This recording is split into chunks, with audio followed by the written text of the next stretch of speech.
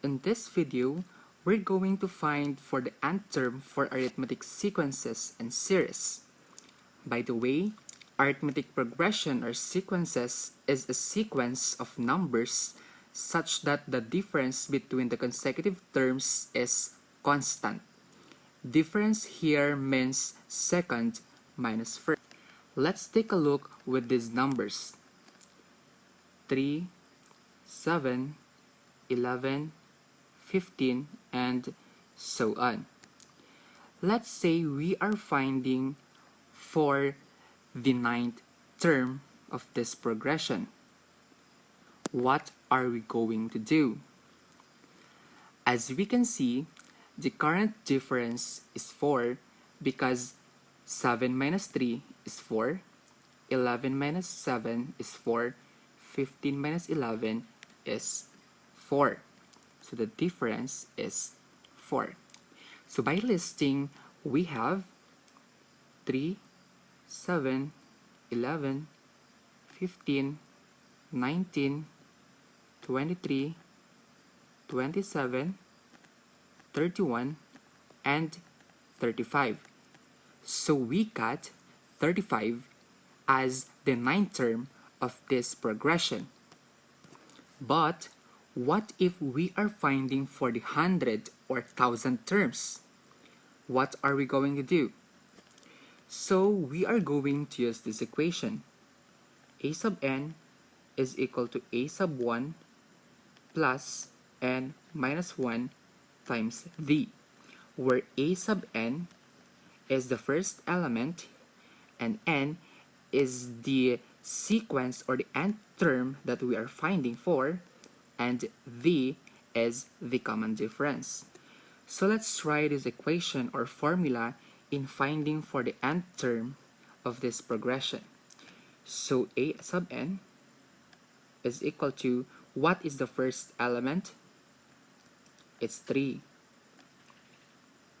Plus, what is n? Since we are finding for the ninth term, the value of n is 9. Minus 1 times the common difference, which is 4.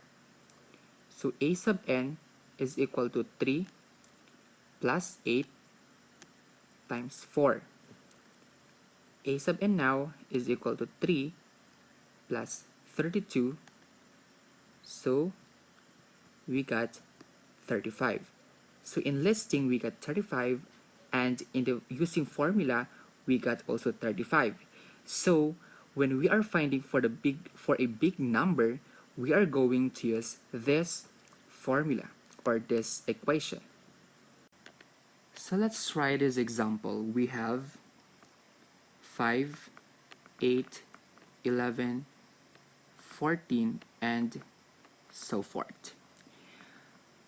Let's try this to find for the 30th term. So using the formula, a sub n is equal to a sub 1 plus n minus 1 times d.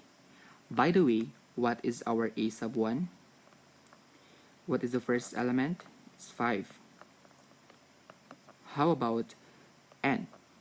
Since we are finding for the 30th term, the value of our n is 30. How about v, or the common difference? 5 minus 8 is 3. 11 minus 8 is 3. 14 minus 11 is 3. So their common difference is 3. So by substitution, we have a1 is 5 plus the value of n, which is 30 minus 1 times v, which is 3. A sub n is equal to 5 plus 30 minus 1 is 29 times 3. A sub n is equal to 92. So the 30th term in this progression is 92. Next example, we have 4, 9, 14, 19, and so on. So now we are going to find for the 100 term. So again, what is a sub 1? 4. How about n? It's 100. How about d? The common difference is 5.